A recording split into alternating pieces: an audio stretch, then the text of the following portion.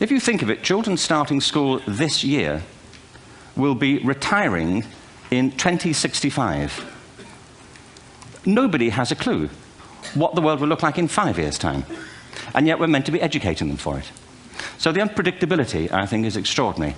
And the third part of this is that we've all agreed, nonetheless, on the really extraordinary capacities that children have, their capacities for innovation. And my contention is all kids have tremendous talents, and we squander them pretty ruthlessly. So I want to talk about education, and I want to talk about creativity. My contention is that creativity now is as important in education as literacy, and we should treat it with the same status. Thank you.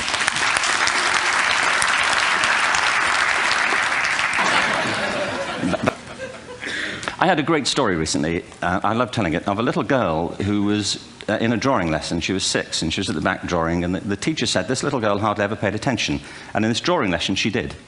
And the teacher was fascinated. She went over to her and she said, "What are you drawing?" And the girl said, "I'm drawing a picture of God." And the teacher said, "But nobody knows what God looks like." And the girl said, "They will in a minute."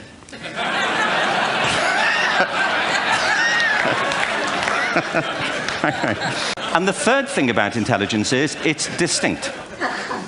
I'm doing a new book at the moment called Epiphany, which is based on a series of interviews with people about how they discovered their talent. I'm fascinated by how people got to be there. It's really prompted by a conversation I had with a wonderful woman who most people have never heard of. She's called Gillian Lynn. Have you heard of her? Some have. She's a choreographer, and everybody knows her work. She did Cats and Phantom of the Opera. She's wonderful. I used to be on the board of the Royal Ballet in England. Anyway, Jill and I had lunch one day. I said, "How'd you get to be a dancer?" And she said it was interesting. When she was at school, she was really hopeless. And the school in the 30s wrote to her parents and said, "We think Gillian has a learning disorder." She couldn't concentrate. She was fidgeting. I think now they'd say she had ADHD. Wouldn't you? Anyway, she went to see this specialist. So this oak-panelled room, and she was there with her mother, and she was led and sat on this chair at the end, and she sat on her hands for 20 minutes while this man talked to her mother about all the problems Gillian was having at school. And at the end of it, because she was disturbing people, her homework was always late and so on, little kid of 8, in the end, the doctor went and sat next to Gillian and said, "Gillian, I've listened to all these things that your mother's told me. I need to speak to her privately." So he said, "Wait here, we'll be back. We won't be very long." And they went and left her. But as they went out the room, he turned on the radio that was sitting on his desk. And when they got out the room, he said to her mother, "Just stand and watch her." And the minute they left the room, she said she was on her feet, moving to the music. And they watched for a few minutes, and he turned to her mother, and he said, "You know, Mrs. Lynn, Gillian isn't sick. She's a dancer." What TED celebrates is the gift of the human imagination.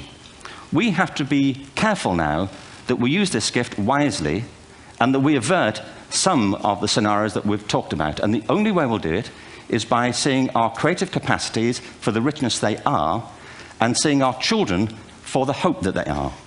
And our task is to educate their whole being so they can face this future. By the way, we may not see this future, but they will. And our job is to help them make something of it. Thank you very much.